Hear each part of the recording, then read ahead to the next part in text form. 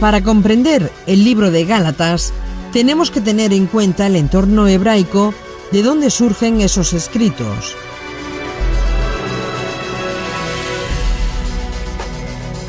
Y por lo tanto, es sumamente importante que cada vez que se estudia un libro de la Escritura, tengamos el mejor conocimiento posible, la máxima información posible acerca del autor y de las circunstancias en las cuales ese libro o rollo fue escrito.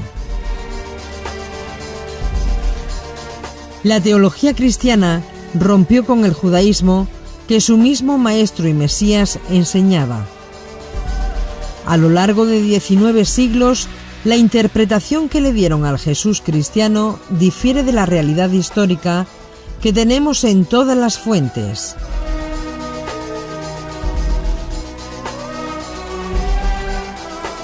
Ya en los propios días de Pablo se vislumbraba gente no judía, hablando de otro Yeshua, del que el rabino judío Pablo de Tarso estaba enseñando.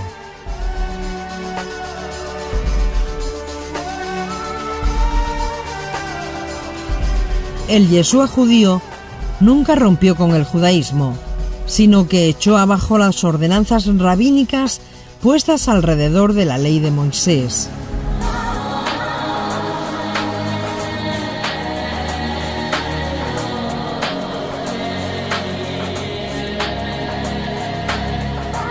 Yeshua luchó contra mandamientos de hombres, no contra los mandamientos de Dios dados a Moisés en el monte Sinaí.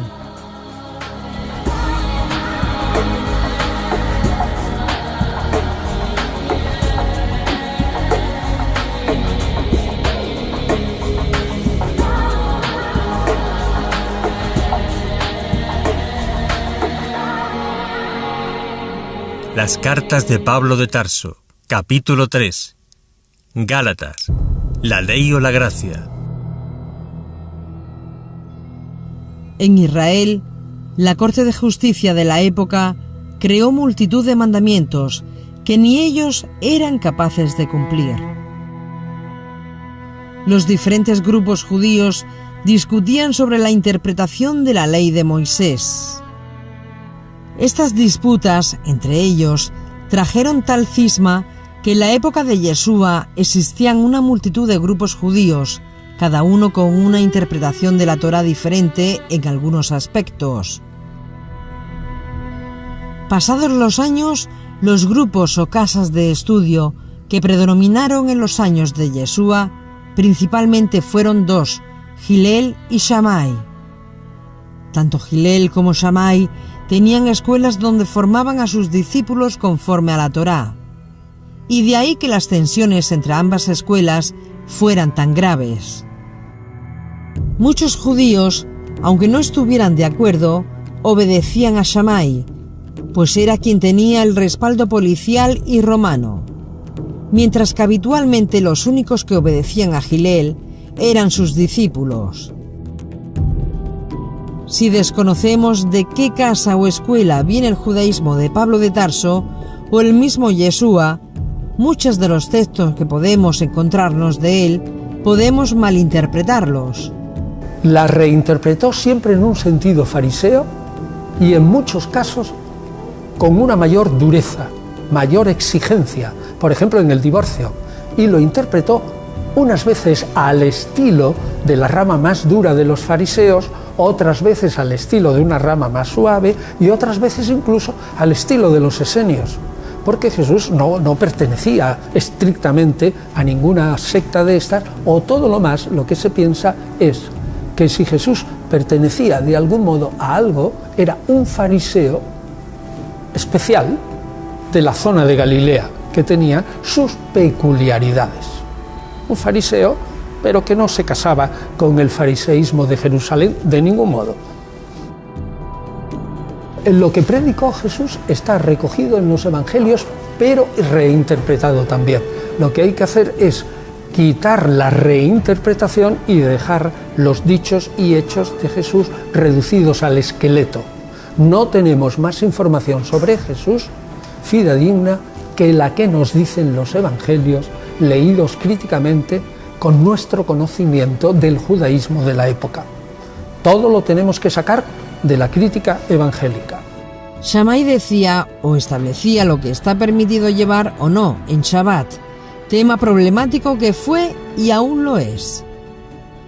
Para conocer cómo funcionaba la jurisprudencia judía, por ejemplo, cuando una persona movía 2 onzas de peso en sábado, estaba violando el Shabbat, mientras que si movía algo muy pesado, no se violaba la ley. Así, en el judaísmo, en la época de Yeshua, la escuela de Shammai enseñaba que mover una propiedad personal, un objeto, de un lugar público a un lugar privado, es una violación del Shabbat. Y Hillel decía, si el objeto que se mueve estaba allí cuando llegó el Shabbat, moverlo no es una violación del Shabbat. Mientras que una escuela decía una cosa, la otra decía otra diferente, y de ahí las tensiones, principalmente entre estos dos grupos. Hasta el punto que Shammai decía que mover un objeto de un lugar a otro, inclusive estando en la zona de Eruv, es violación del Shabbat. Eruv es un concepto de la jurisprudencia judía sobre las áreas que se puede andar en Shabbat sin que constituya una violación de Shabbat. Por eso leemos en el Nuevo Testamento camino de un día de reposo. ¿Y qué quiere decir camino de un día de reposo?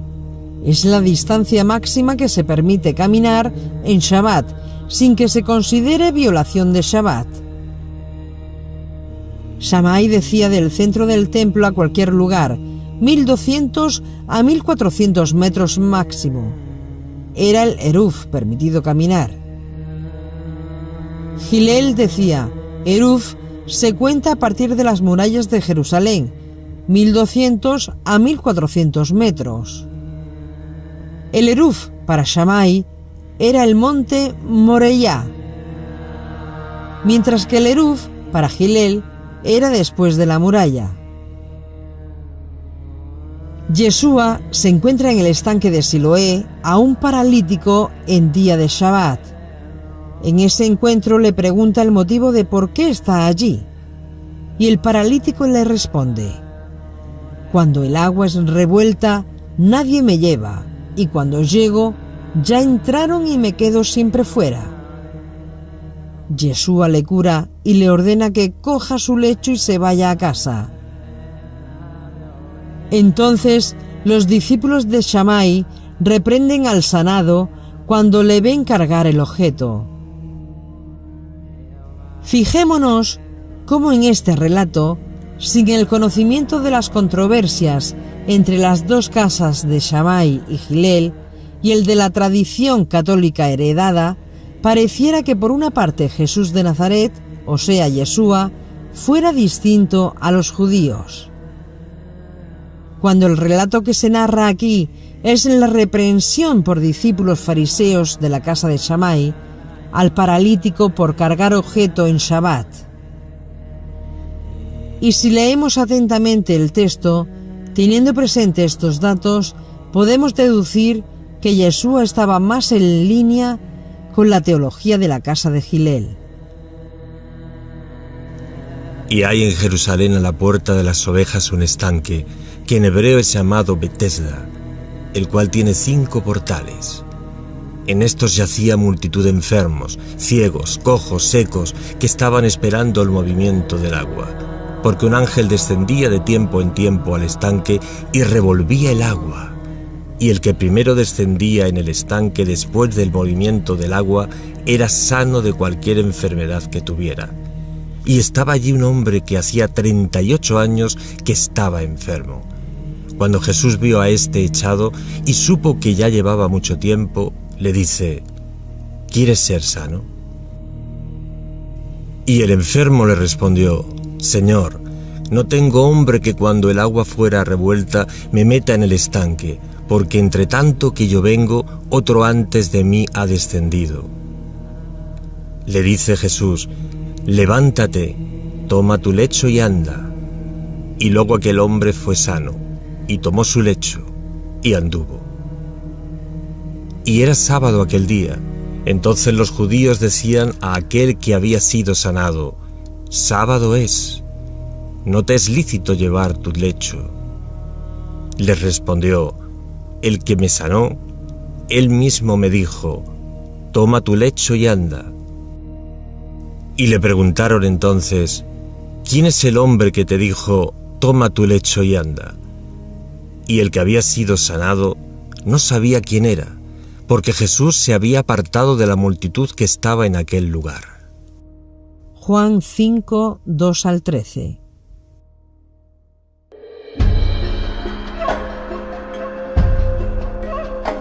Por un lado, nos encontramos que los fariseos de la casa de Shammai no estaban de acuerdo con Yeshua, mientras que los de la casa de Gilel está en línea con lo que hizo Yeshua. Por lo tanto, Yeshua apoyaba el eruf de la casa de Gilel y no la de Shammai. Es muy importante poner todo el contexto, porque con este último relato en Juan 5:2 al 13 o en otros, si no se conoce la profundidad que hay detrás, puede que nos lleve a pensar lo que la tradición cristiana siempre nos dijo: que Jesús rompió con el judaísmo, que Yeshua violó el Shabbat. Pero Yeshua no violó el Shabbat, sino que puso correcta interpretación de la Torá, y en aspectos que eran más afines a la casa o escuela de Gilel que a la de Shammai.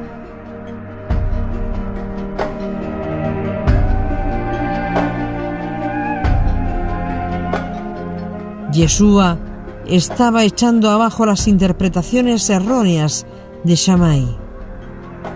Pero cuando se conoce toda la historia que hay detrás, el significado e interpretación se acerca más al significado real que le dio el autor, sin olvidar que hablamos del judaísmo de Yeshua y él fue judío más que cualquier otro.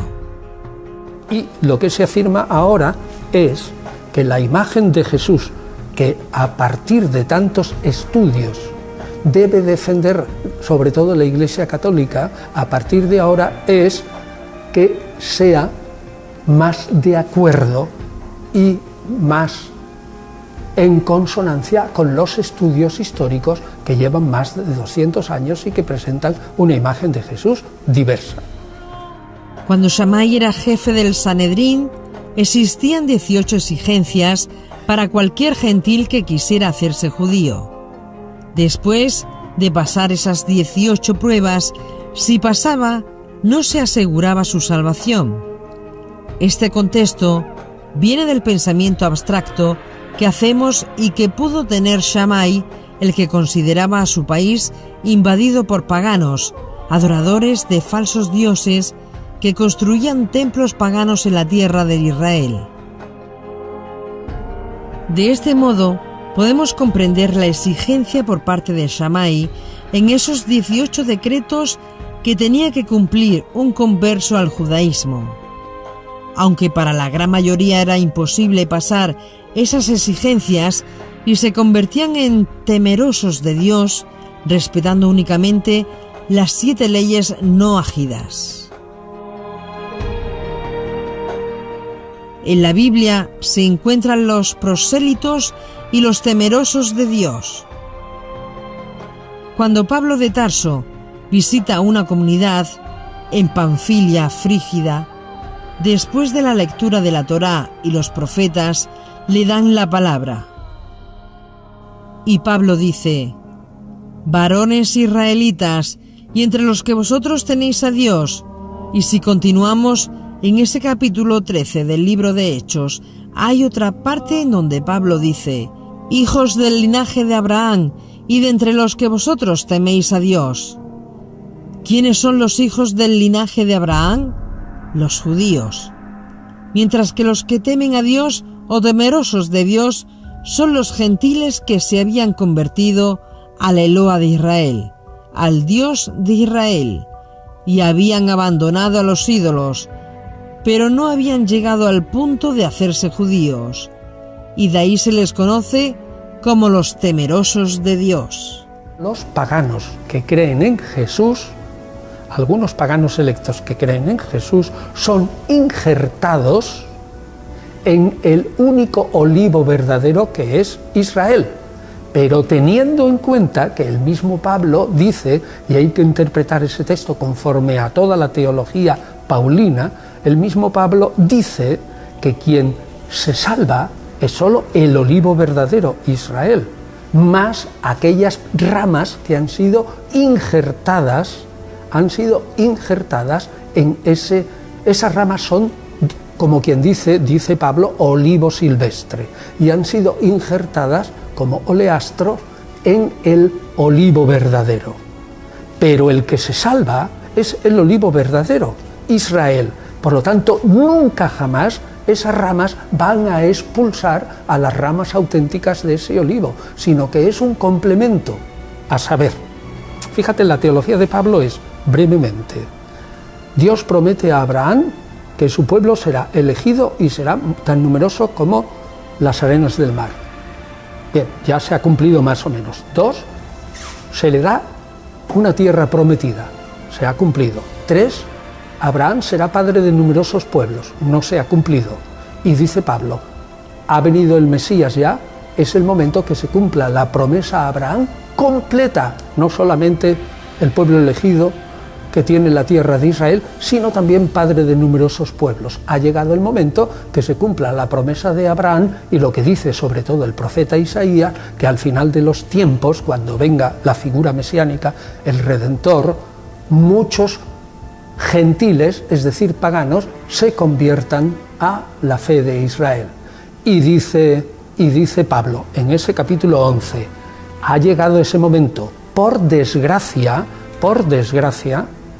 las ramas verdaderas del verdadero olivo no están creyendo en el Mesías, y sí están creyendo las ramas injertadas, que no son hijos auténticos, sino solamente hijos herederos. Y esas ramas lo único que van a hacer es darle celos a las ramas auténticas del olivo verdadero para que crean en el Mesías antes de que llegue el final, y cuando todas las ramas del olivo crean en Jesús Mesías, vendrá el final y se salvarán todos.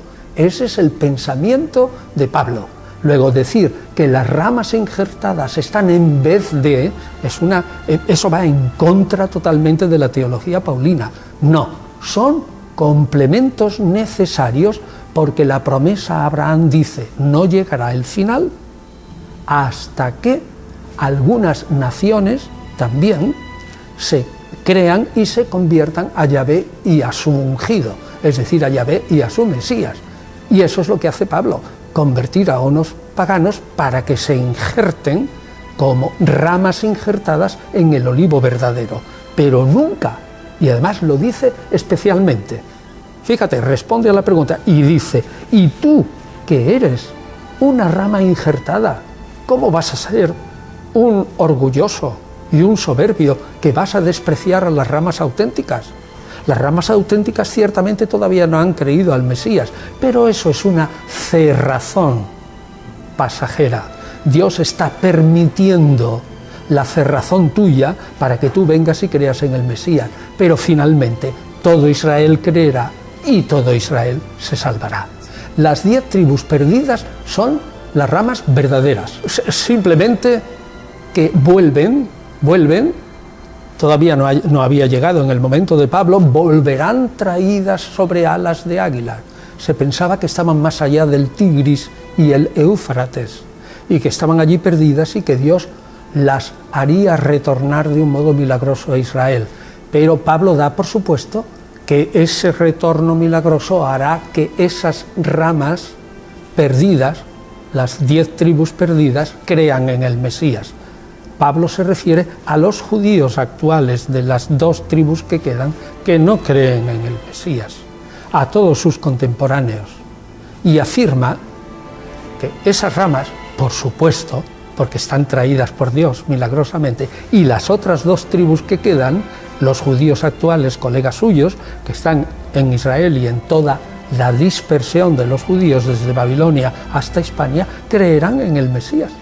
Y entonces se salvará el olivo completo, las 12 tribus, más los gentiles o paganos injertados con las ramas injertadas. Capítulo 10. En Hechos, nos encontramos con un militar romano conocido como temeroso de Dios. Y esa frase, temeroso de Elohim, significa que ya no era un pagano. Había dejado la idolatría y el paganismo sin llegar a hacerse judío. En caso de que una persona quisiera hacerse judío, según dictaba Shammai, pasaba las 18 pruebas y desde entonces se les llamaba prosélitos. Eran judíos prosélitos. En el libro de Hechos, capítulo 2, verso 10, dice: Romanos, aquí residentes tanto judíos como prosélitos. Por tanto, los prosélitos eran conversos al judaísmo provenientes de los gentiles. Muchos fueron los que se convirtieron y de ahí gran cantidad oyeron hablar de Yeshua, y muchos le siguieron como su Mesías. En el movimiento de Yeshua del primer siglo, había judíos de nacimiento y judíos prosélitos, o sea, gentiles, convertidos al judaísmo. Aunque eventualmente también, y muy en menor medida, existían temerosos de Dios, gentiles no convertidos al judaísmo, pero apegados al Dios de los judíos. Y estos datos son importantes de conocer, porque fueron estos prosélitos los que conocieron a Yeshua, después de haberse hecho judíos, los que confrontaron a Pablo y enseñaban en los lugares donde Pablo de Tarso iba en el hecho de aquellos gentiles que estaban haciendo la conversión al Dios de Israel, al Eloa de Israel, tomando como mérito la vida, muerte y resurrección de Yeshua el Mesías, tenían que hacerse judíos como ellos. En otras palabras, aquellos conversos paganos que después de la muerte de Yeshua habían creído en él, ahora, según los prosélitos, o sea, paganos convertidos al judaísmo y creyentes en Yeshua como el Mesías, decían que esos paganos tenían que convertirse al judaísmo pasando las 18 pruebas que ellos pasaron durante su conversión al judaísmo. Es decir, la discusión de Pablo que aparece en el libro de Hechos 15 no es Pablo discutiendo con los rabinos judíos, no es Pablo discutiendo con el judaísmo, es Pablo discutiendo con prosélitos que entendían que estos conversos que seguían a Pablo tenían que pasar los 18 requisitos impuestos a ellos para pasar a formar parte de la comunidad judía. Otro concepto importante es el concepto de ley en el judaísmo en aquella época. Porque Pablo en Gálatas va a hacer una serie de frases que son importantísimas conocer, y de no conocerlas se corre el riesgo de malinterpretar a Pablo de Tarso. En el judaísmo, la palabra ley tiene muchas acepciones dependiendo del contexto, y se puede determinar de qué se está hablando dependiendo del contexto de la frase. Ley es la traducción del griego nomos, y nomos, a su vez, es la traducción del hebreo Torá, y Torá en hebreo, a su vez, viene de una raíz que está relacionada con arco y flecha. Es decir, cómo enseñarle a una persona a tirar con arco y flecha para que la flecha dé en el blanco. Entonces, Torá significa enseñar a dar en el blanco. Torá es enseñanza, instrucción, para que en la vida se logre aquello que es la meta de Dios para los hombres. Por eso dice Pablo que no se piense en la ley como algo que te esclaviza, como algo que te lleva al legalismo, que te priva, que te roba, porque ese no es el concepto de ley en el judaísmo. Ese es el concepto de ley en Roma. En el judaísmo, Torá significa instrucción, enseñanza o la manera de que el hombre funcione y alcance sus objetivos. Tu verdad, tu palabra, tu Torá, te hará libre, dijo Yeshua. Conoceréis la verdad y la verdad os libertará. El concepto de la palabra que utiliza Yeshua, la palabra limpia. El concepto de Torá en el judaísmo es algo que te vivifica, no que te mata. Dice el Salmo: buscaré tus mandamientos porque con ellos me has vivificado. Y desde el punto de vista técnico, Torá son los 5 libros de Moisés, el Humash, que incluye Génesis, Bereshit en el comienzo, Éxodo, Shemot, nombres, Levítico, Vayikra y Llamó, Números, Bamidbar en el desierto, Deuteronomio, Devarim, palabras, cosas, leyes. El profeta Isaías comienza el rollo de los profetas, por eso se conoce como los dichos de Isaías. En el judaísmo, a un profeta se le puede decir Isaías. No necesariamente sea porque es del libro de Isaías, sino de la sección de los profetas que comienza con Isaías. Por eso, cuando en el libro de Marcos leemos como está dicho por el profeta Isaías, cuando realmente está mencionando a Malaquías. Y esta era una tradición del judaísmo. Pero, ¿por qué se hacía esto? Porque Malaquías está en la sección que Isaías abre en ese libro o rollo. El libro de los Salmos comienza con los escritos y por eso el libro de los Salmos se considera parte de la escritura. Por eso de Yeshua se dice: les abrió el entendimiento y les fue mostrando los libros de Moisés, de los profetas y de los salmos, todo lo que de él decían.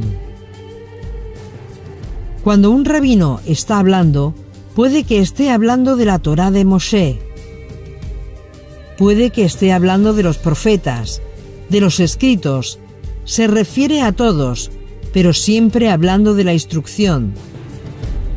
En el judaísmo, las interpretaciones de los jueces de Israel, en la manera que ciertos textos bíblicos deben ser interpretados, se considera bajo la idea también de Torá. Para hacer la diferencia entre la interpretación de los rabinos y la escritura se habla en medios de Divrei Torá y Divrei Soferim, las palabras de la Torá, escritas por un lado, y las palabras de los escribas, que son interpretaciones de la Torá, por el otro lado. Muchas de estas interpretaciones de la Torá son extremadamente importantes y válidas. Y debido a su valor, el mismo judaísmo del Humash, Hashem dice: consulta con los jueces de tu generación, conforme ellos te digan, así es, y no se aparten de lo que ellos digan, porque el que se apartare será echado de Israel. Y esto es muy importante en el judaísmo. Deuteronomio, capítulo 23, verso 3. No entrará amonita ni moabita en la congregación del Señor, de Adonai. En este punto nos preguntamos, ¿cómo entró Ruth en la congregación, en el pueblo de Israel, ya que ella era moabita? La respuesta no está en Divrei Torá, la escritura de la Torá. La respuesta está en Divrei Soferim, en interpretaciones de la Torá. ¿Pero por qué? Porque los jueces de Israel explicaron ese texto diciendo que donde dice moabita se refiere a los hombres, no a las mujeres. Las mujeres están exentas. Y fue por eso que Ruth pudo entrar. Y fijémonos, si esto es importante, que de la descendencia de Ruth viene Yeshua. Muchas de las interpretaciones de los jueces estuvieron equivocadas. Por eso el profeta Isaías dice: «Les restauraré sus jueces como al principio», porque hubo un punto en el que surgieron jueces que no estaban en línea con la Torá, y por lo tanto sus decisiones no necesariamente eran válidas. Esas interpretaciones que han dado los jueces de Israel en cada generación, en el judaísmo también se conocen con el término general de Torá. Por eso, cuando se habla de Torá, hay que determinar qué Torá es. ¿Torá de la Escritura o Torá de la interpretación de las Escrituras? En el judaísmo, desde el tiempo de los hombres de la Gran Asamblea, se estableció en un principio que fue recogido en un tratado de la Misná, que es un documento judío del siglo II, que se llama Pirkei Avot, o Ética de los Padres. La primera Misná, la primera enseñanza de ética de los padres, Pirkei Avot 1.1, dice Moisés, Moisés, dio la Torá en Sinaí y la pasó a Yahshua. Yahshua la pasó a los ancianos la pasaron a los profetas la pasaron a los hombres de la Gran Asamblea, y los hombres de la Gran Asamblea establecieron 3 principios. Número 1, ten tantos discípulos como puedas. Número 2, sé justo en el juicio. Y número 3, pon cerca alrededor de la Torá. Una cerca alrededor de la Torá es un mandamiento por medio de una ordenanza judicial por un juez de Israel y tiene la intención de elevar la espiritualidad del pueblo o de proteger a un judío que viole un mandamiento escrito en la Torá. Proteger la Torá de que sea violada. Por ejemplo, la Torá dice que uno no debe comer nada sacrificado a los ídolos. Según la Torá, existen ciertos animales o plantas que Dios lo hizo, pero no para que los judíos se alimentaran de ellos. En la época de Shammai y Hillel, cuando Roma invade Judea con el contexto de paganos, viviendo por todos lados templos paganos e idolatría, se estableció un decreto en forma de cerco alrededor de la Torá. Nunca entrar en casa de un gentil, ni comer con él. Y esto no es Torá, es un cerco alrededor de la Torá. Se estableció porque si un judío entraba en casa de un pagano, lo más normal es que entrara en un lugar de adoración de ídolos, con estatuas de los dioses del paganismo, con pequeños altares dentro de las casas. Y para evitar que le vieran y dieran a pensar a otro judío que el judío estaba adorando ídolos, se cuidaba de entrar en casa de un pagano. También para aquella época era corriente que los paganos sacrificaran el animal que iban a comer, ofreciéndolo a sus ídolos. Y la razón más importante para el judío es que aquella comida contuviera cosas que no estaban permitidas comer a un hijo de Israel. Entonces, para evitar que un judío viole el mandamiento de la Torá, se establecían cercos alrededor de ese mandamiento. Nunca entres y comas con un gentil. Y esto no es Torá escrita, es Torá interpretada. En el judaísmo, el nombre que eso tiene es mandamiento en forma de ordenanzas. En la época de Yeshua el Mesías y de Pablo de Tarso, había no menos de 3000 cercos de protección alrededor de la Torá. La gente estaba abrumada de tantos mandamientos.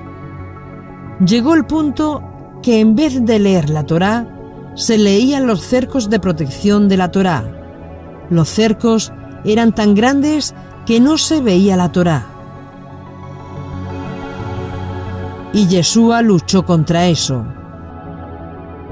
Y él, como juez de Israel, determinó todo mandamiento expresado en ordenanza que no cumple su función y que es un estorbo, son declarados no operantes para Israel. Y él los echó abajo. Y declaró: en la silla de Moisés se sientan los escribas y los fariseos. Y recordamos que en esa época los fariseos de la escuela de Shammai estaban sentados en esa silla. En la silla de Moshe se sientan los escribas y los fariseos, los chamaitas. Todo lo que ha sido dicho, háganlo, pero lo que ellos enseñan no, porque ellos dicen y no hacen. En otras palabras, lo que Yeshua está diciendo, lo que Moisés enseñó, síganlo. Lo que está enseñando Shammai, no lo sigan. ¿Y qué dijo Yeshua sobre la casa de Shammai? Yeshua dijo: tu casa será dejada desierta. Y ese fue el enfrentamiento de Yeshua, y ese fue también el enfrentamiento de Pablo. Y es importante conocer este contexto porque Pablo dice en Efesios capítulo 2 que Yeshua clavó todas las ordenanzas y mandamientos que nos eran contrarios y los quitó. Sin el contexto apropiado, este capítulo, entre otros, si no se conoce el judaísmo y concretamente el del segundo templo, y leemos lo que dice ahí, se puede pensar que Yeshua crucificó a Moisés, que Yeshua echó abajo la ley del pacto. Y Pablo no está hablando de eso. Pablo está hablando de cercos alrededor de la Torá, los takanot y los sefirot, o sea, mandamientos expresados en ordenanzas. Las 18 ordenanzas que demandó Shammai a los gentiles que querían hacerse judíos, Yeshua los redujo a 2. Número 1, que se arrepientan. Número 2, que se bauticen. Con esas 2 es suficiente. Lo recibimos en la comunidad de Israel. Y Yeshua no estaba haciendo una cosa rara en el judaísmo, porque eso fue enseñado después por los rabinos talmúdicos.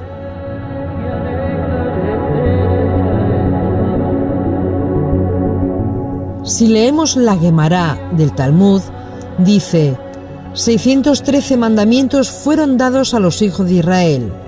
Vino el rey David y dijo: estos son muchos mandamientos para Israel, y los redujo a 11.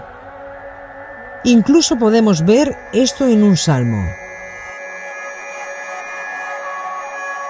¿Quién morará en tu monte santo? El que anda en integridad y hace justicia. Habla verdad en su corazón. El que no calumnia con su lengua ni hace maldad al prójimo, ni admite reproche de su vecino. El que desprecia al que Dios reprueba y honra a los fieles del Señor. El que no retracta lo que juró aún en daño propio, el que no presta dinero a usura ni acepta soborno contra el inocente. El que hace estas 11 cosas, dice, no resbalará jamás. Salmos 15.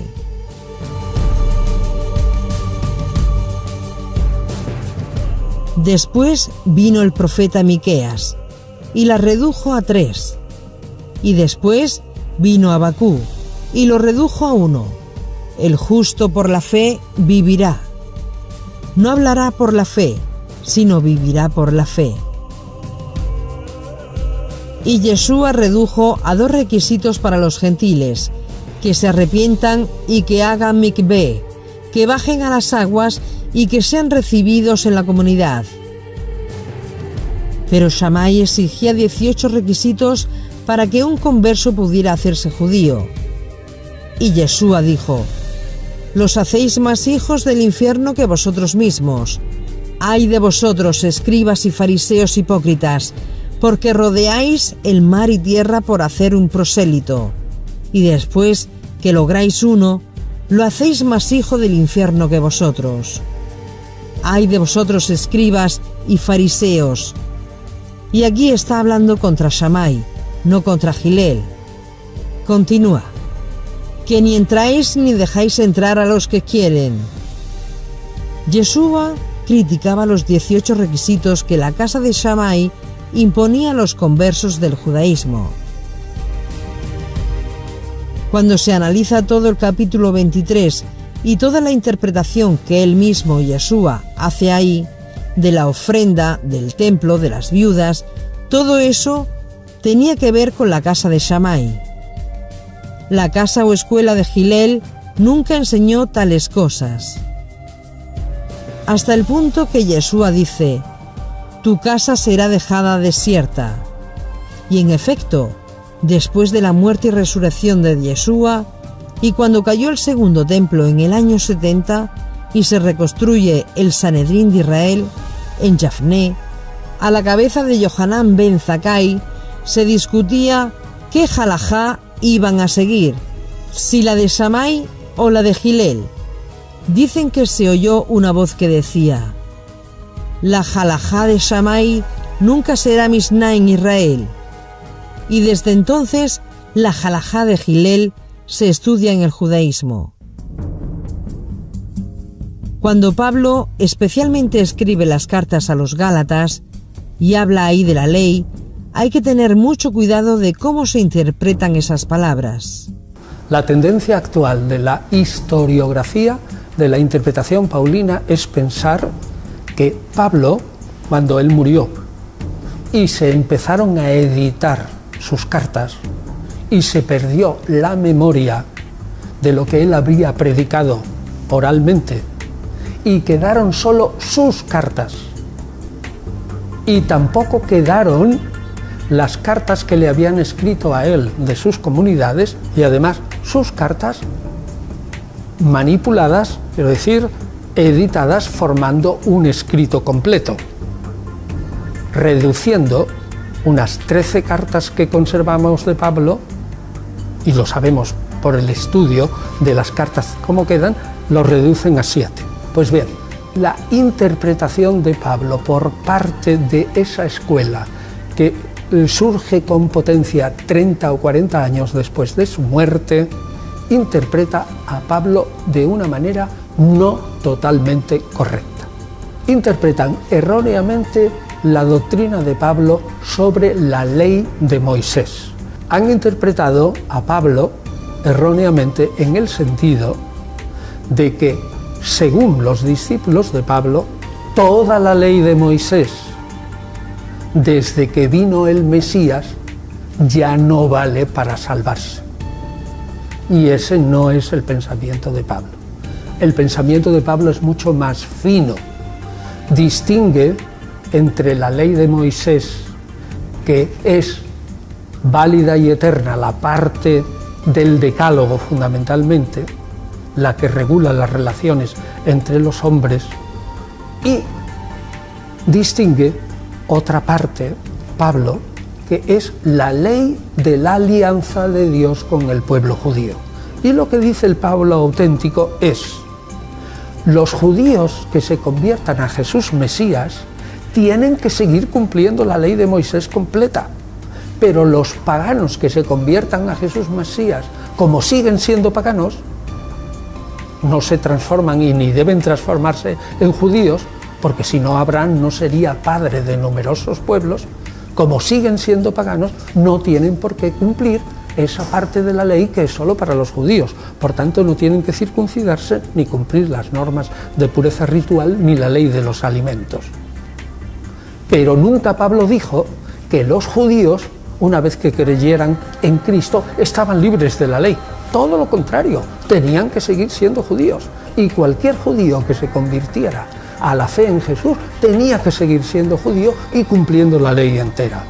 Y cualquier pagano que se convirtiera a Jesús seguía siendo pagano y por lo tanto solo cumplía la ley esencial, válida y eterna, que es el decálogo. Pues bien, después los discípulos de Pablo se olvidaron totalmente de esa distinción que hace Pablo y dicen, tanto desde la venida del Mesías, tanto los judíos que creen en Jesús como los paganos que creen en Jesús no tienen que cumplir la ley de Moisés más que el Decálogo.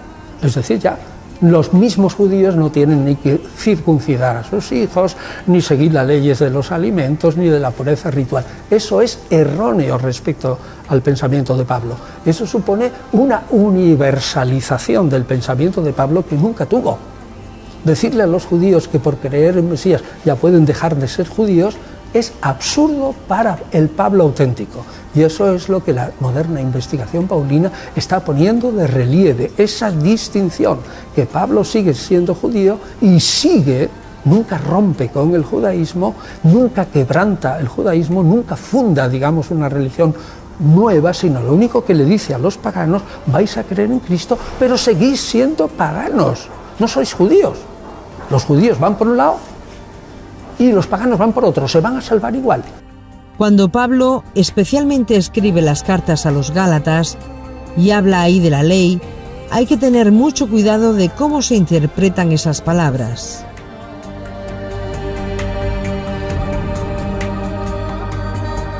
Principalmente porque hay tres conceptos que necesitamos entender. 2 son negativos y 1 es positivo. Número 1, obras de la ley. Número 2, bajo la ley. Número 3, hacedores de la ley. Romanos capítulo 2, verso 13. ¿Por qué no los oidores de la ley son justos para con Dios, si no los hacedores de la ley serán justificados? Los hacedores de la ley de la Torá. Pablo dice: por las obras de la ley nadie será justificado. Pero dice: los hacedores de la ley serán justificados. ¿Cuál es la diferencia? Y este es otro concepto importante que hay que tener en cuenta para comprender los escritos de Pablo.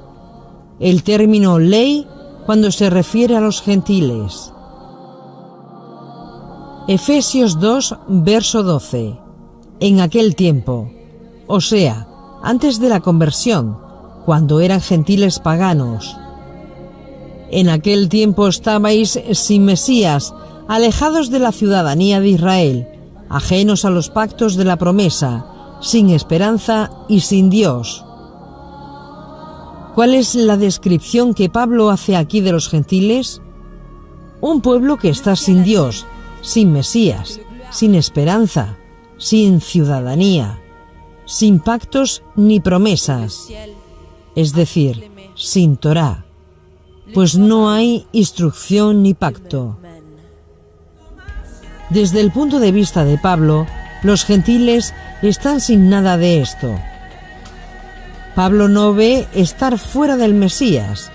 Pablo no ve estar fuera de la ciudadanía de Israel, fuera de los pactos y las promesas, como una bendición, sino como una maldición. Para Pablo, el problema no es tener Torá, sino que para Pablo el problema era no tener Torá. Era no tener instrucción, ni pactos, ni promesas. En el judaísmo del Segundo Templo, cuando se habla de ley en relación con los gentiles, la ley de que se habla son las leyes noágicas, establecida por los rabinos como los requisitos mínimos que deben seguir los temerosos de Dios. Es decir, los 7 mandamientos, pero no para los prosélitos, sino para los temerosos de Dios. 1. No idolatría. 2. No blasfemar el nombre. 3. No asesinato. 4. No inmoralidad sexual. 5. 6. No comer sangre de animales. 7. Establecer cortes de justicia. Estos son los 7 mandamientos que establecieron los rabinos para los gentiles, temerosos de Dios. Entonces, cuando se habla de ley en relación con los gentiles, Pablo está hablando de ley noágica, de las 7 leyes de Noé. No está hablando de los mandamientos de Moisés, de los 613 mandamientos para los israelitas. Y esto es importante, a la hora de leer una carta de Pablo de Tarso dirigida a los gentiles, porque no se puede aplicar de la misma manera que cuando se lee una carta escrita por Pablo a los judíos. No es lo mismo la carta a los hebreos que la carta a los gálatas. Otra cosa importante que hay que tener en cuenta en los escritos de Pablo, especialmente en Gálatas, es el hecho del llamamiento de Pablo. Gálatas capítulo 1, verso 15 al 16. Mas cuando quiso Dios, que me apartó desde el vientre de mi madre y me llamó por su gracia, revelar a su Hijo en mí, para que le predicara entre los gentiles. Pablo no tuvo nunca en su mente ser un emisario para predicar a los gentiles. Esa no fue nunca su idea. El propósito de Pablo, cuando se hizo rabino, fue trabajar con la comunidad judía, fue vivir con su pueblo Israel. Esa era su pasión. Y todo aquello que fuera una amenaza para Israel, él lo veía como un desafío y como un serio problema. Pablo no concebía de un Mesías sufriente un Mesías que sufriese y muriese. Para él, como para muchos otros judíos, el Mesías debía ser un Mesías invicto. El profeta, el sumo sacerdote y el rey davídico son todos hombres. Y el resultante de la mezcla de los tres es un hombre. Ese hombre es divino, diríamos. Es divino entre comillas porque es un hijo de Dios especialísimo, un hijo de Dios especial. Es decir, usted y yo somos hijos de Dios, pero normales. Ellos son hijos de Dios especiales. Y segundo, hay una corriente en la época anterior a Jesús que atribuye al Mesías poderes especialísimos porque es de una fuerza divina, que se mete dentro de él, como es la sabiduría o la palabra de Dios. Y entonces esa fuerza divina hace que ese personaje, cuando muera de muerte natural, el Mesías, el único y el verdadero, como opinan luego los cristianos de su Jesús, pasan a estar sentados a la derecha de Dios en un trono pequeñito. En ese sentido puede decirse que esa idea de la sabiduría, de la palabra, de el que va a hacer la redención del ser humano del pecado, el que va a arreglar la mala situación del mundo presente, el que va a restaurar el reino de Israel, y todo eso existe en la divinidad, se encarna esa idea en una persona y luego esa persona es exaltada a los cielos después de su muerte y se sienta en el trono de Dios. Y sobre qué Mesías debía venir era tema de discusión entre los diferentes grupos de judaísmo de la época. El mesianismo, tal como lo entendemos hoy, se forma desde el periodo de la época macabea estrictamente hasta la época de Jesús. Antes hay corrientes y hay esperanzas mesiánicas, pero la figura del Mesías como tal es realmente reciente dentro del pensamiento judío. Repito, se forma como 150 años antes de Jesús aproximadamente. Antes hay ungidos, que puede ser el rey, el sumo sacerdote o el profeta, pero ese Mesías que es el rey victorioso, el profeta que enseña la ley, el sumo que predice el futuro y el sumo sacerdote que enseña la ley, todo eso junto en la forma del Mesías es muy tardío en el judaísmo. En el Antiguo Testamento aparece 39 veces la palabra Mesías, pero ninguna con el sentido que tenemos nosotros hoy. El sentido que tenemos nosotros hoy, insisto, es de unos 100 años, pongamos, antes de Jesús, y se va formando con la confluencia en una sola figura del descendiente de David, rey guerrero, del profeta que encarna en sí la recepción de la palabra divina, y además el sumo sacerdote, que es el experto en la ley y el que enseña la ley en el templo se lo enseña a los sacerdotes y de los sacerdotes pasa al pueblo.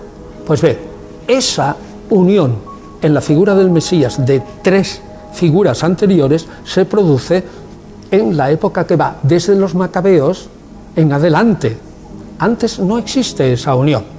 Pablo no concebía de un Mesías sufriente, un Mesías que sufriese y muriese. Para él, como para muchos otros judíos, el Mesías debía ser un Mesías invicto. Jesús tiene un mesianismo distinto a la concepción de Mesías que tenían los judíos de su época. Es decir, los judíos de su época proclamaban a un Mesías absolutamente guerrero y victorioso, y este Jesús se proclaman como un guerrero pacífico, humilde, modesto, no político, etc. El Jesús de la historia fue un rabino galileo que fracasó en toda la línea y que lo mataron los romanos. Y sobre qué Mesías debía venir era tema de discusión entre los diferentes grupos de judaísmo de la época. Los judíos de su época proclamaban a un Mesías absolutamente guerrero y victorioso, y este Jesús, dice tanto Celso despectivamente como Orígenes, se proclaman como un guerrero pacífico, humilde, modesto, no político, etc. Y que en ese sentido proclaman Jesús no fue un judío mesiánico o un pretendiente mesiánico o un agente mesiánico o un Mesías tal como lo esperaban sus contemporáneos. Ese es un planteamiento. Ahora bien, frente a ese planteamiento, la ciencia de hoy dice: los evangelios nos dan suficientes detalles dentro de los evangelios mismos, es decir, los autores evangélicos, aunque presentan y hacen propaganda de su imagen de Jesús, son tan respetuosos con la tradición que incorporan relatos y pequeños detalles a sus narraciones, de tal modo que nosotros podemos deducir más cosas incluso de lo que pensaban los propios evangelistas. Pues bien, nosotros tenemos en unos 20 a 30 indicios en los evangelios que Jesús era mucho más parecido a un Mesías tradicional que lo que luego se ha dicho en la interpretación tanto protestante como católica como ortodoxa a lo largo de 19 siglos.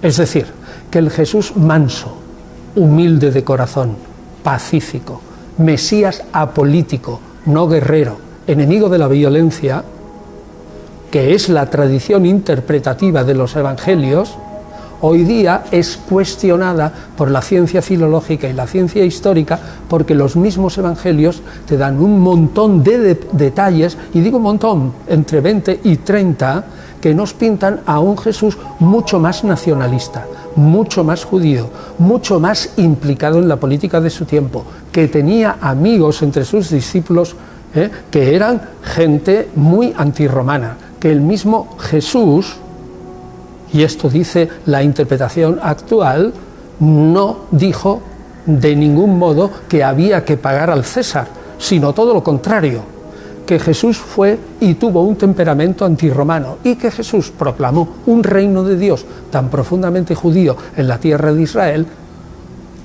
que en ese reino no cabía ni Tiberio, ni Poncio Pilato, ni Anás, ni Caifás, ni los comerciantes griegos y romanos, y que por lo tanto Jesús, al proclamar la venida de ese reino que no cabía el imperio romano dentro de él, era para los romanos un sedicioso político, tuviera más armas o menos. Lo que sí es seguro que Jesús tenía un grupo de gente que le seguía, y que entre ese grupo había 12 que representaban idealmente al Israel del futuro, de las 12 tribus restaurado totalmente, y que ese grupo era en algunos momentos violento y que en algún momento iba armado, como se nota claramente en el enfrentamiento que hay en el huerto de Getsemaní cuando prenden a Jesús. Ahí hay una pelea y a Jesús van por él, dice el Evangelio de Juan, unos 500 hombres, y nadie va con 500 hombres armado, digamos, con espadas y con porras y con grandes varas y estacas, si ese individuo es manso, humilde, pacífico y todo es una cosa así. Vamos, eso es bien claro. Pablo no concebía de un Mesías sufriente, un Mesías que sufriese y muriese. Y estaban un grupo de judíos allí hablando de un Mesías sufriente, que para Pablo de Tarso era una vergüenza.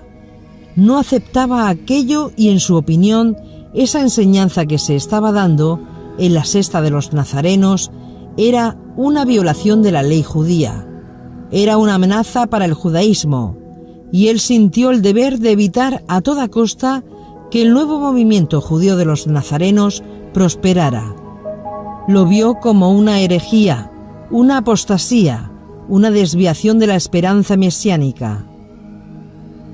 Y ya es conocido que mientras Pablo iba a Damasco, tuvo una visión de Yeshua.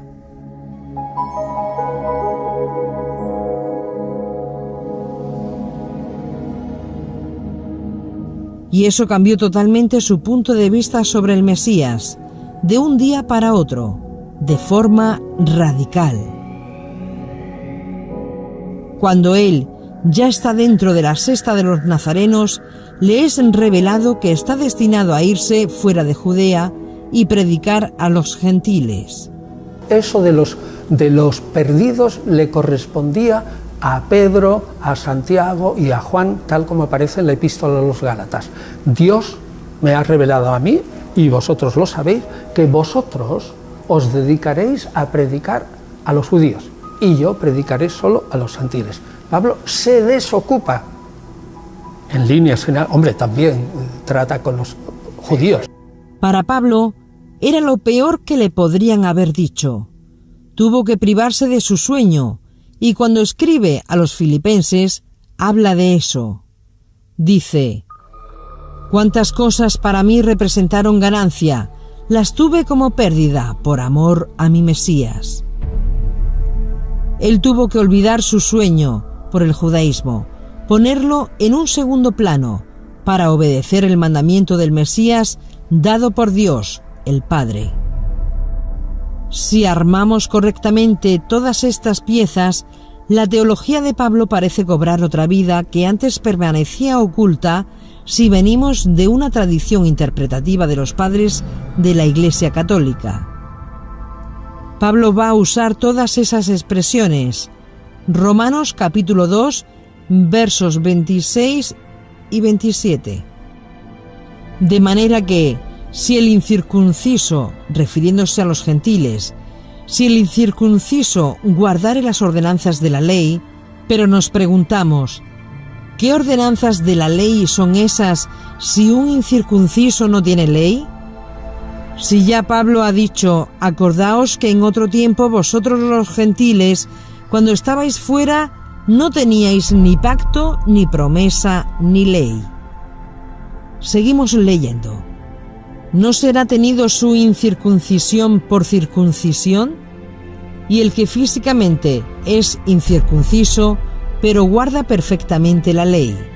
Pero, ¿de qué ley habla aquí? Si el gentil no tiene ley. Habla de la ley de Noaj, habla de los 7 mandamientos establecidos como ordenanzas para los temerosos de Dios.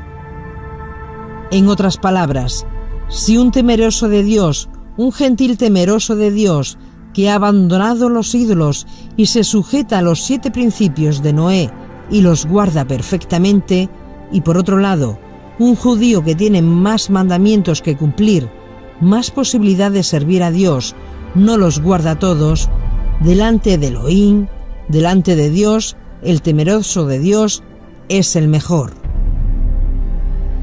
Porque no son los oidores de la ley, sino los hacedores los que serán justificados. Cada uno los que les corresponda cumplir. Y esto tiene que ver mucho con Gálatas, porque Pablo, en esas cartas, usa la figura del ayo. Gálatas 3:24. La ley era nuestro ayo. ¿Pero qué ley? Si los gentiles no tuvieron ley. Pablo habla aquí de la ley de los 7 mandamientos noágicas.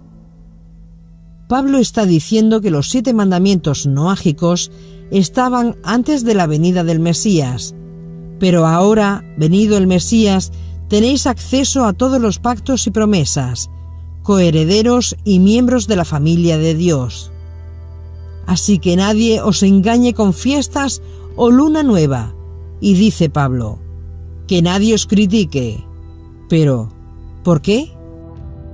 Porque estaban los prosélitos que decían que ninguno de ellos podía celebrar las fiestas de Hashem, las fiestas de Elohim, las fiestas de Dios, por no hacerse judíos como ellos lo hicieron. Los prosélitos veían como los gentiles estaban disfrutando de todo esto, y Pablo decía, no se dejen criticar por nadie por todo eso, porque con todo eso vosotros estáis santificando a Yeshua, el Mesías, porque todo esto es sombra de Yeshua, el Mesías. Por ese motivo, sin el conocimiento de estos debates internos que se producían y la herencia cultural católica recibida, tendemos a interpretar que Pablo está prohibiendo, cuando lo que Pablo está hablando es a un grupo gentil, y lo que ahora tenían derecho. Pablo les dijo, ya no sois extranjeros ni advenedizos, sino conciudadanos de los santos y miembros de la familia de Dios. No podemos confundir términos técnicos que en el judaísmo son muy precisos y específicos, porque en el momento que se ignoran estos conceptos, corremos el riesgo de torcer las palabras de Pablo y llegar a conclusiones y doctrinas que nada tuvieron que ver con el judaísmo de Pablo, ni del resto de apóstoles, ni del propio Yeshua. Volviendo a las tres frases, bajo la ley, obras de la ley y obediencia a la ley. No podemos confundir bajo la ley y obras de la ley con obediencia a la ley. Ya vimos que los hacedores de la ley, los que obedecen la ley, es positivo según la teología de Pablo. Miremos a Jacobo 1:22, que con el tiempo se le cambió a San Jacobo y se quedó en Santiago, pero que es Jacob, conocido como Santiago. Sean hacedores de la palabra. Eso no tiene nada que ver con obras de la ley y tampoco con bajo la ley. Desde el punto de vista de Pablo, cuando él habla de bajo la ley, está hablando de un sistema asfixiante que había sido establecido por medio de ordenanzas rabínicas en Israel, bajo la escuela de Shammai.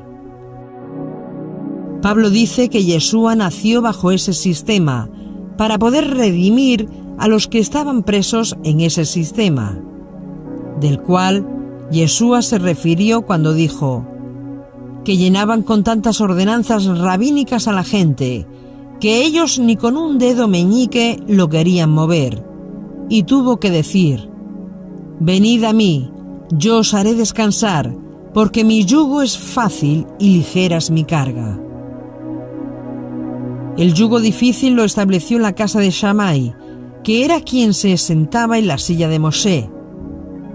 No olvidemos que se establecieron más de 3.000 ordenanzas de la ley. Cuando Pablo habla en Romanos 7, diciendo que ahora está en esclavitud, no quiero y esto hago. Continúa, verso 22, pero según el hombre interior me deleito en la ley de Dios.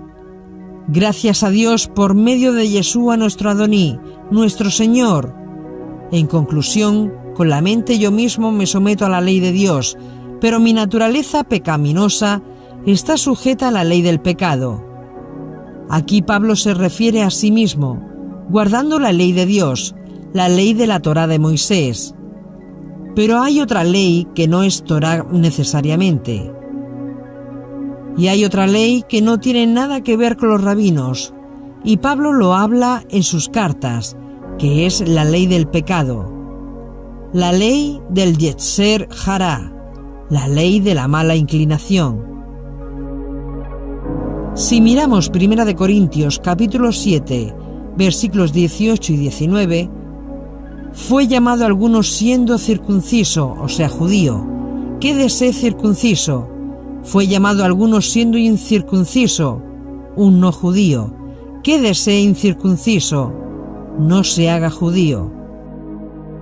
La circuncisión nada es, y la incircuncisión nada es. Lo que cuenta es guardar los mandamientos de Dios.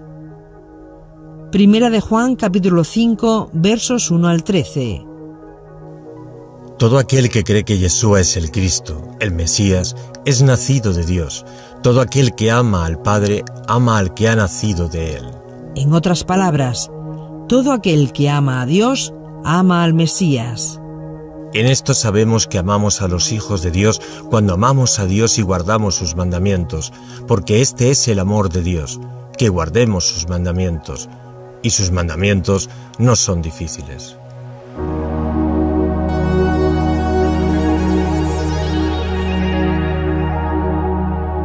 Aquí se ve claramente la idea del autor, que los mandamientos, la ley de Dios, no son gravosos.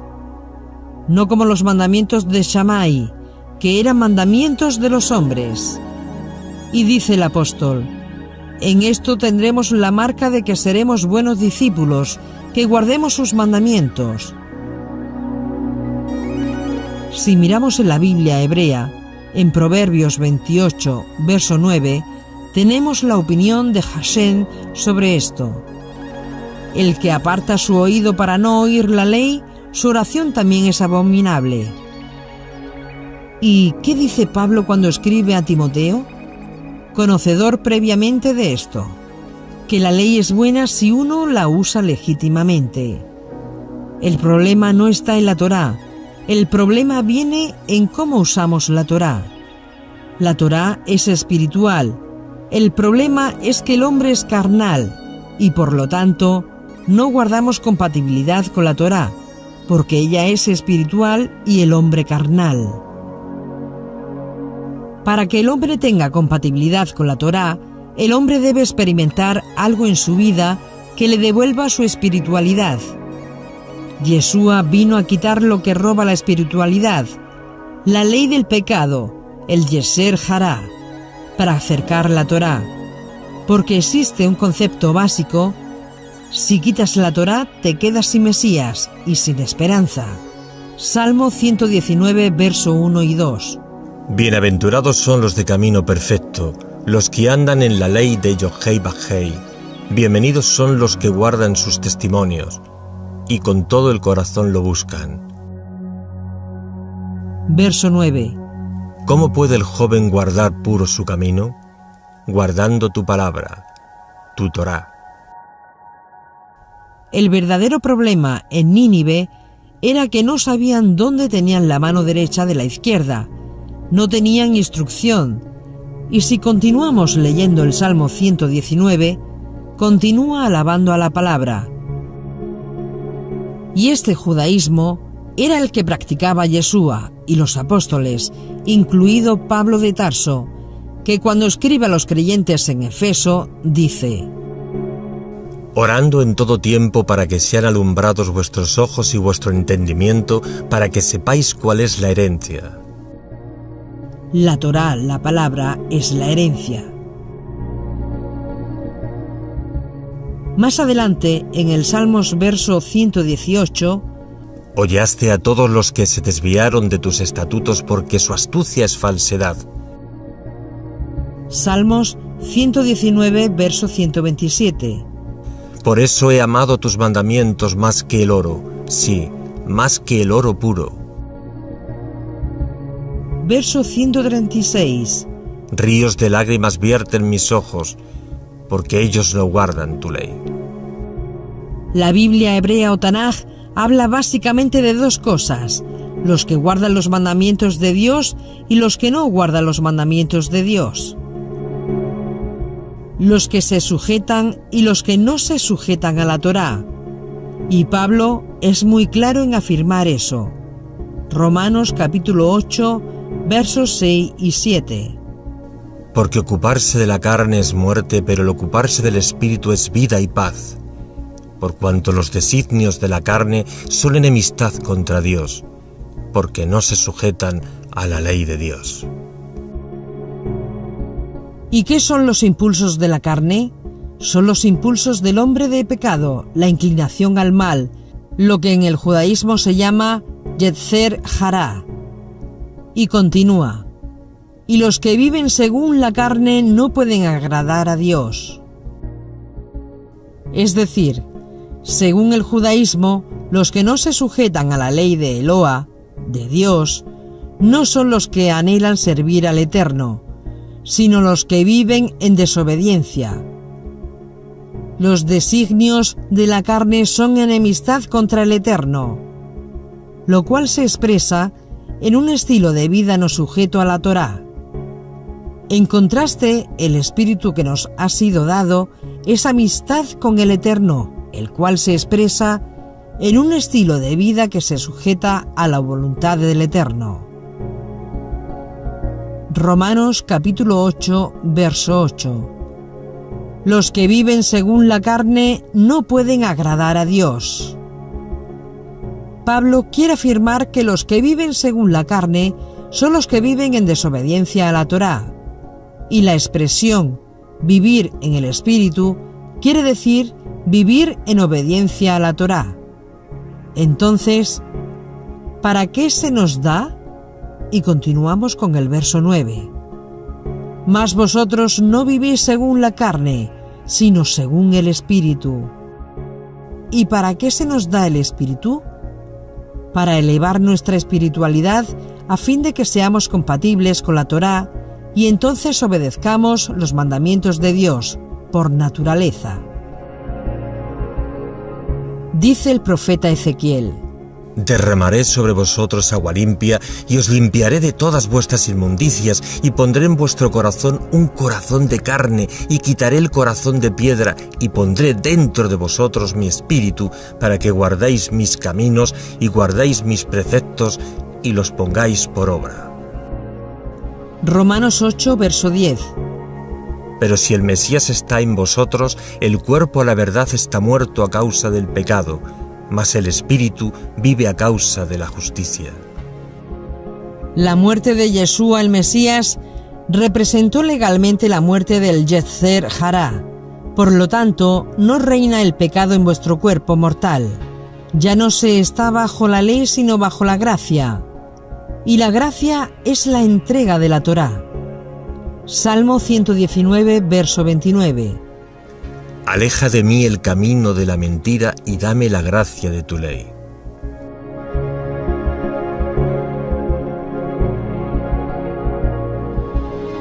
El Mesías vino, entre otras cosas, para romper el yugo del poder de la ley del pecado, no la ley de Moisés. Y podemos ver claramente que Yeshua no tiene problemas con la ley de Moisés, porque si se entra al mundo venidero, según el libro de Revelaciones, se cantará el canto del Cordero y el canto de Moshe, Moisés. ¿Contra quién está haciendo guerra el dragón? Según Revelaciones 12:12, contra aquellos que guardan los mandamientos de Dios y tienen el testimonio de Yeshua el Mesías. La Torá no fue dada para traer salvación a los pecadores, sino para mostrarles el camino de la salvación y de la vida del salvado. Quiere decir, la ley no fue dada para traer salvación, sino para hablar de ella, para prometerla, para anunciarla. La salvación es de Hashem, y esa salvación que es de Dios está prometida en la Torá. Y toda la teología de Pablo está en esta línea. Para ellos, la Torá nos lleva a la salvación, nos la presenta y nos instruye sobre aquellos que la experimentan. Se guarda la Torá no para comprar la salvación, sino para recibirla como un regalo de Dios. Cualquier parte de la Escritura tiene ese sentido, no importa dónde se mire.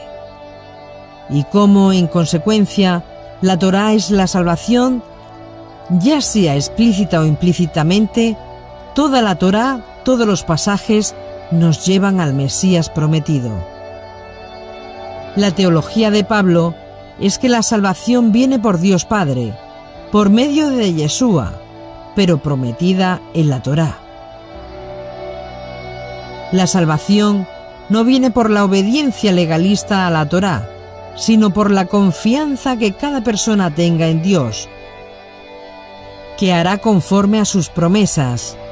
Cuando alguien se arrepienta de sus transgresiones, se esconde en su gracia, según lo ha prometido Él, en su Torá, en su palabra dada a través de los profetas. Por eso, el Nuevo Testamento habla de la fe de Yeshua, la fe del Mesías, y estas preposiciones son importantes, porque una cosa es fe en el Mesías y otra cosa es la fe del Mesías.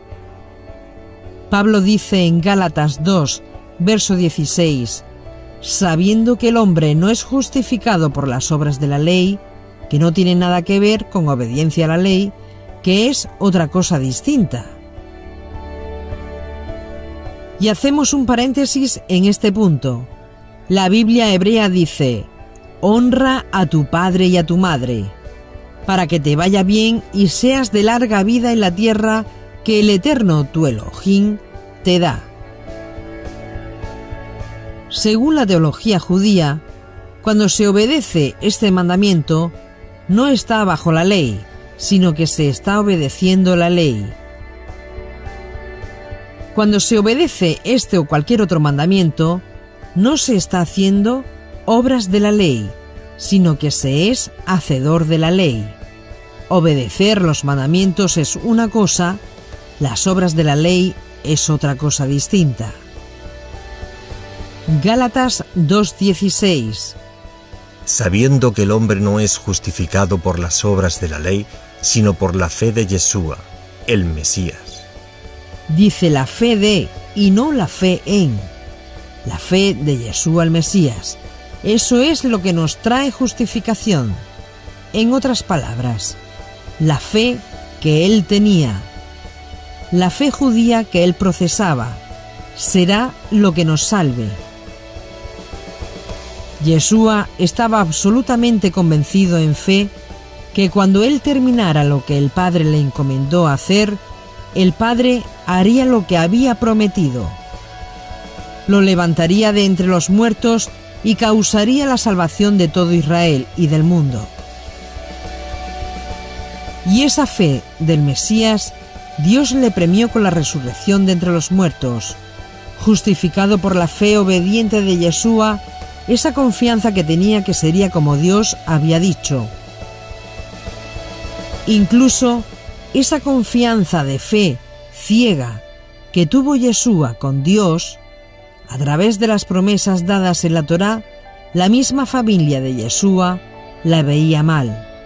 La Iglesia antigua no le importó lo que hiciera María con su matrimonio. Sí le importó y mucho que el nacimiento del gran héroe fuera virginal. Ahora, una vez que ese nacimiento fue virginal, lo que hiciera María y en general el Evangelio y Pablo defienden que tuvo hermanos, y los padres de la Iglesia en líneas generales durante todo el siglo II piensan que Jesús tuvo hermanos. Es que no les importa. A razón del pasaje de reprensión sobre su madre y sus hermanos carnales. Lucas 8:21. Y le avisaron, tu madre y tus hermanos están afuera y quieren verte. Pero respondiendo él, les dijo, mi madre y mis hermanos son estos que oyen la palabra de Dios y la hacen.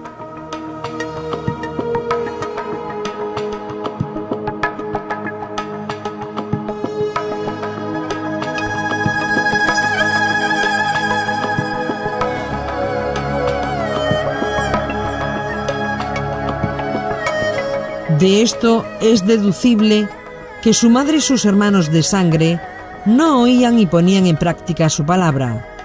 ¿Cómo deja este pasaje a la madre de Yeshua, que según la teología de la Iglesia cristiana es santa, pura, perfecta y sin mancha? Debido a la realidad del Yeser Hará, debido a la realidad del hombre de pecado que está en nuestra naturaleza, nos es imposible justificarnos por medio de la observancia de la ley, porque esto no fue el propósito de la ley. Imponer la observancia de la ley como medio de salvación se transforma ahí mismo en obra de la ley y nos coloca bajo la ley en la que no hay justificación.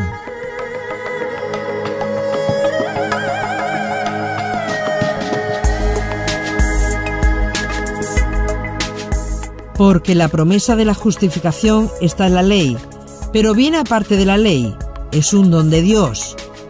Y esta justicia prometida en la Torá fue certificada por la muerte y resurrección del Yeshua el Mesías. Pero la obediencia de la ley no es obra de la ley. Una vez que somos justificados a través de la fe de Yeshua el Mesías, esto no es un permiso para olvidarnos de la santidad. Y toda esta teología está en línea entre lo que se interpreta de Pablo y lo que se interpreta de la Torá.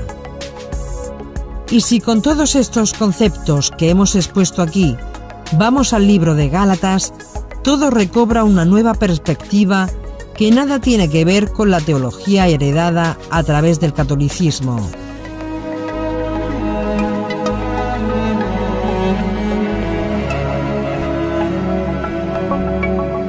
Las cartas de Pablo no van a presentar en lo más mínimo una acusación sobre el judaísmo, o una ruptura con el judaísmo, o una discontinuidad con la Torá, sino todo lo contrario.